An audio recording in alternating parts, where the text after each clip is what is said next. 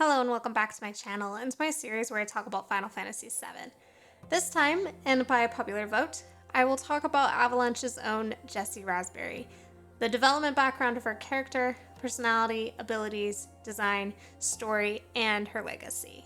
Since Biggs got second in the poll, I will talk about him next, and then I will talk about Wedge. If you are interested in those videos, please subscribe and click the bell so that you will be notified for when those will drop.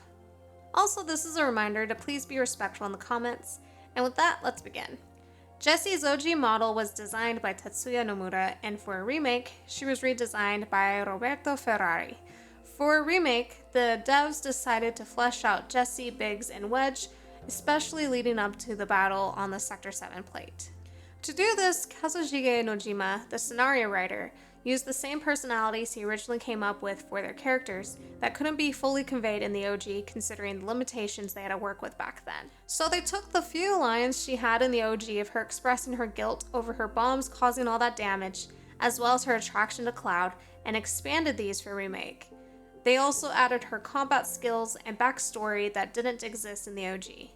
It was also Nojima's idea to make her an actress in order to make her words and actions more theatrical.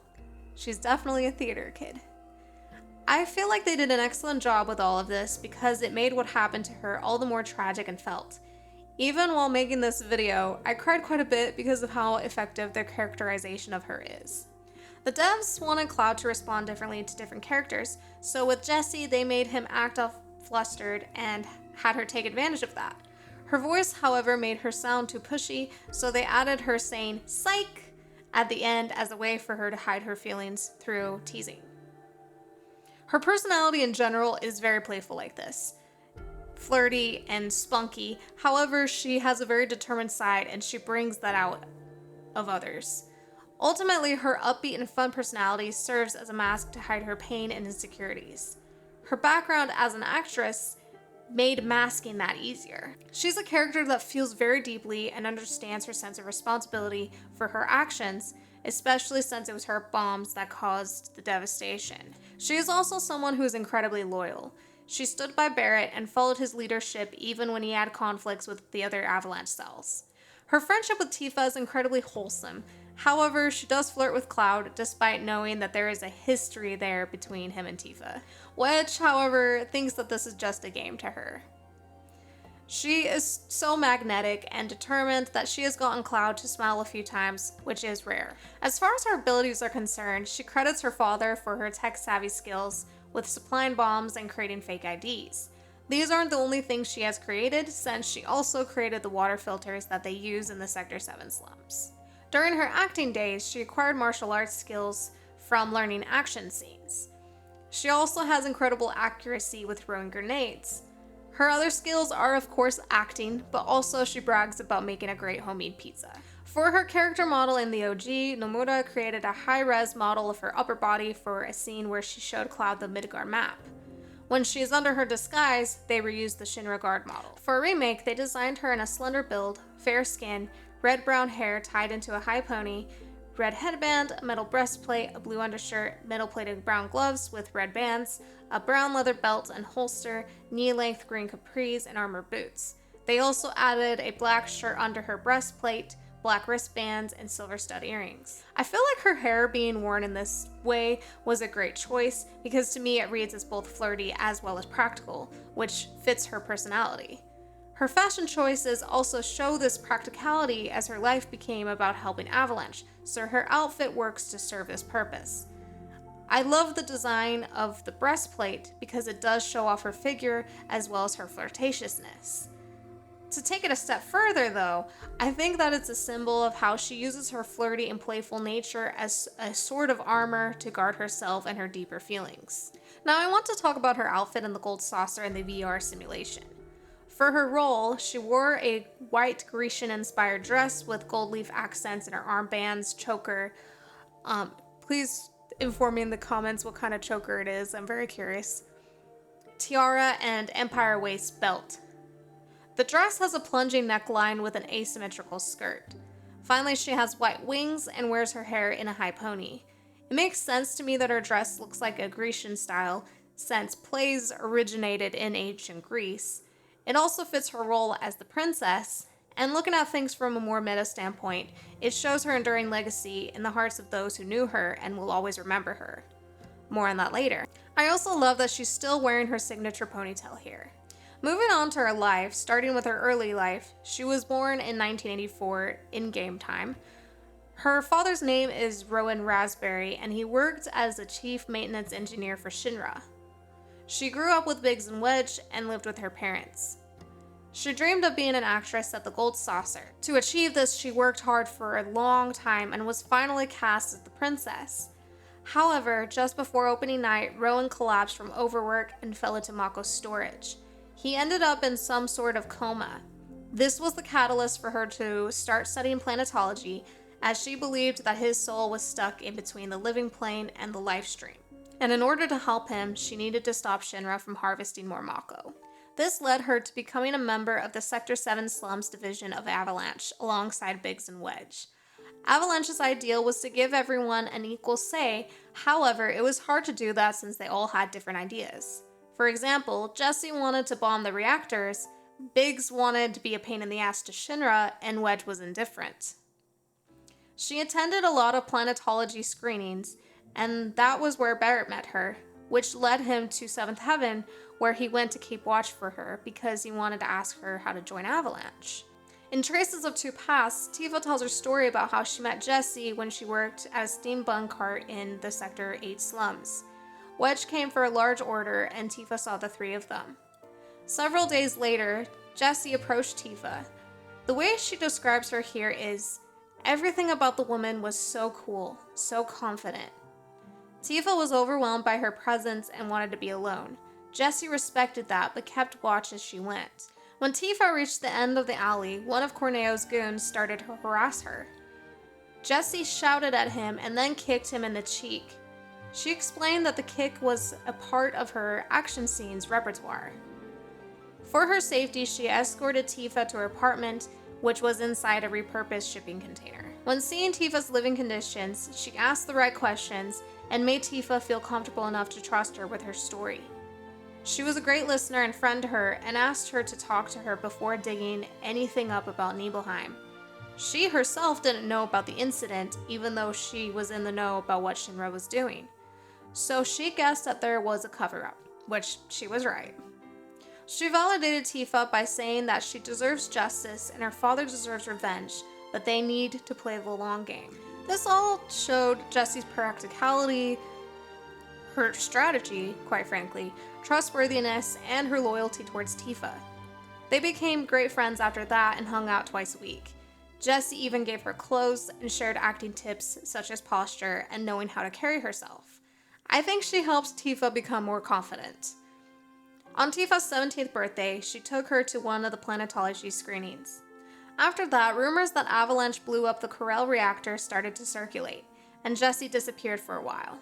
The next time she visited Tifa, she was injured from jumping off a roof and needed help. She stayed the night and then took off the next day, leaving a note.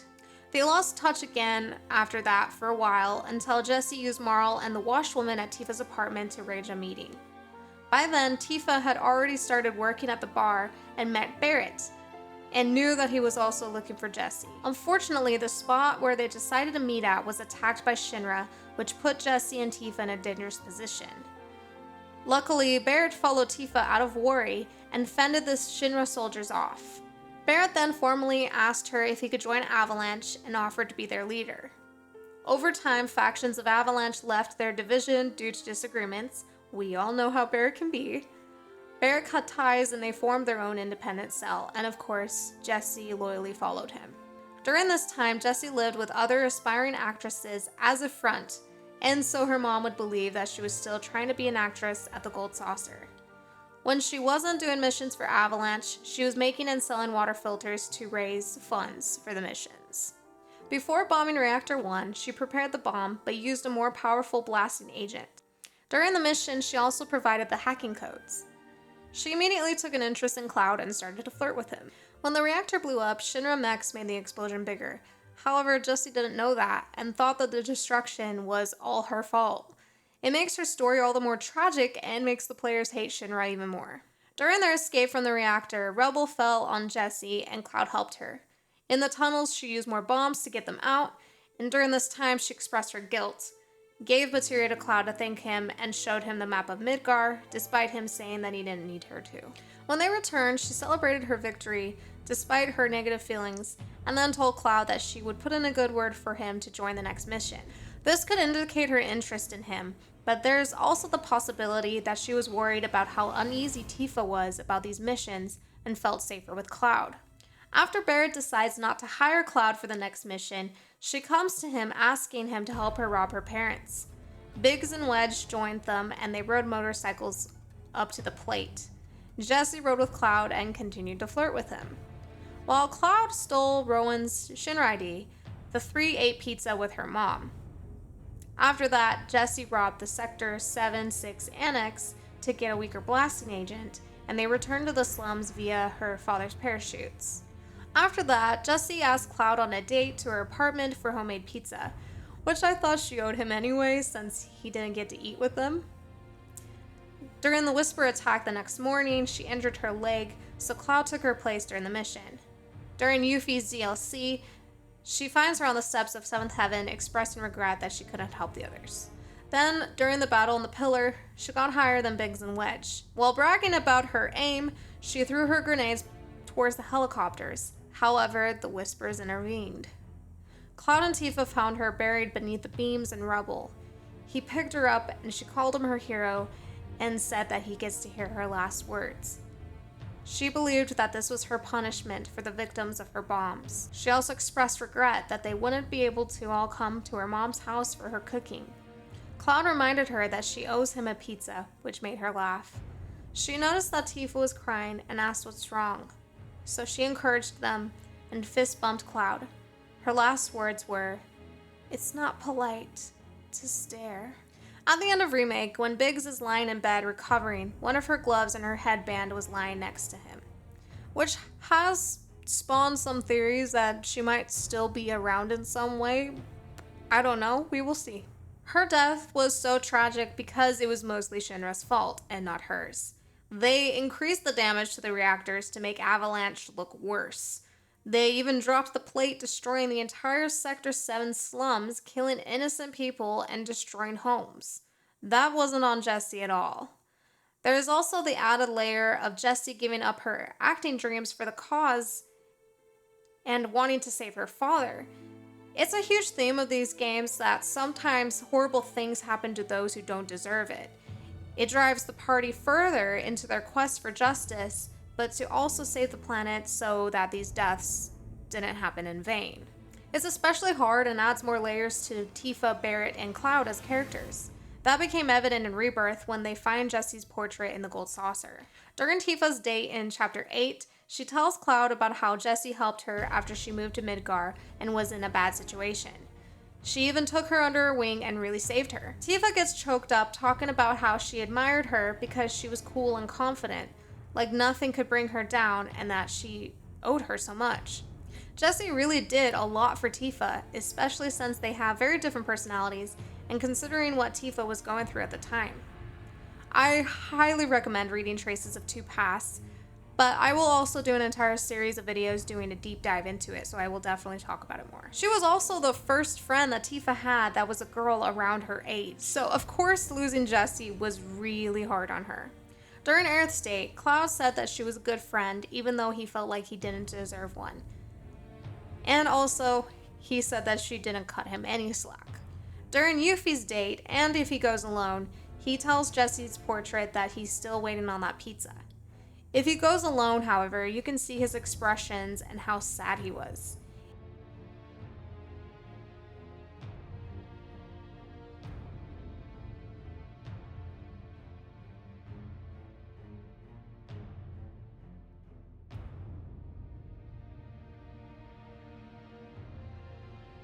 Even though he only knew her for a brief period of time, she had a great effect on him because of the amazing person she was and her very forward, open, and determined personality. During the Cosmo Canyon Proto-Relic missions, Tifa and Barrett reminisce on the night that they all spent at the bar deciding to go to Cosmo Canyon to get salt for Tifa's Cosmo Canyon cocktail. In these flashbacks, Jessie is a very fun drunk. She also calls Wedge out on being down on himself, asking him who said he was a dead weight. In the last cutscene, she encourages Barrett to do a speech. After the flashback, Barrett tells Tifa that even though they will never forget them, they would want them to stop living in guilt and regret. Then they light 3 lanterns and send them to the sky in their memory. This felt like a funeral for them, which they never really had the chance to do up until now, so I felt like this scene was really sweet.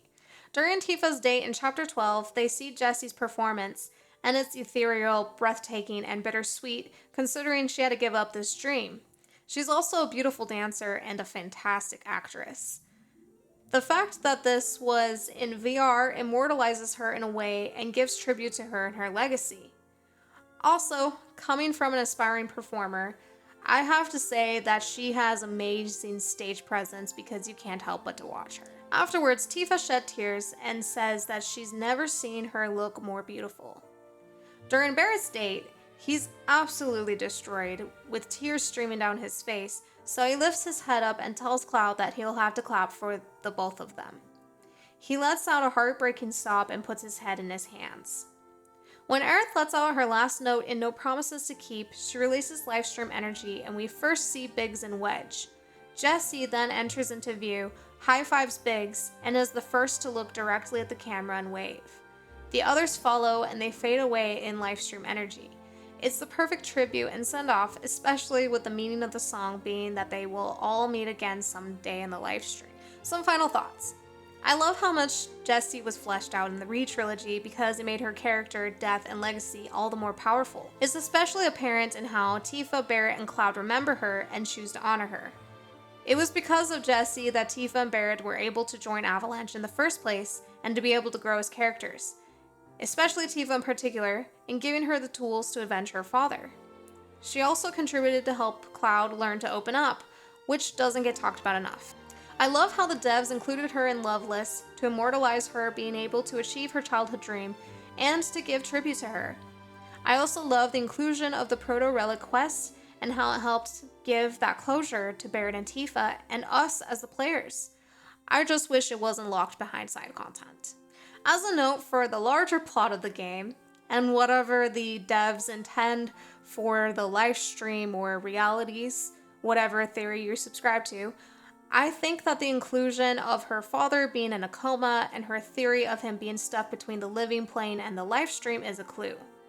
Cloud was able to go to one of these realities in what I believe to be the live stream after falling in the Temple of Ancients with Aerith.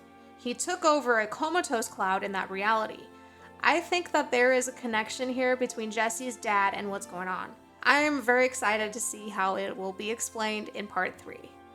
If they explain it at all, they better. Before I end, I think that it's really important to praise Erica Linebeck for her performance of Jessie Rasberry. She really nailed the mix of playful flirtatiousness and emotional depth nuance to her character and really brought her to life. She became a fan favorite character for Remake, and I think a lot of that has to do with how well she understood Jessie as a character. Overall, I love Jessie so much and have wanted to do this video for a while because of how amazing of a character she is. She really deserves to be talked about more, and I am so glad the devs fleshed her out in the Retrilogy. I think it was one of the best things about the Retrilogy in general was how well they fleshed out these characters and their stories, especially the ones that didn't get as much attention in the OG. Thank you so much for watching. If you liked this video, please leave a like, comment, and subscribe. Next time I will make a similar video about Biggs, and then I'll do one about Wedge. Again, this is a reminder to keep it respectful in the comments. If I see any hateful or divisive comments, they will be removed in order to keep this a safe space for fans of the game to enjoy talking about it together. And with that, I'm off. Bye!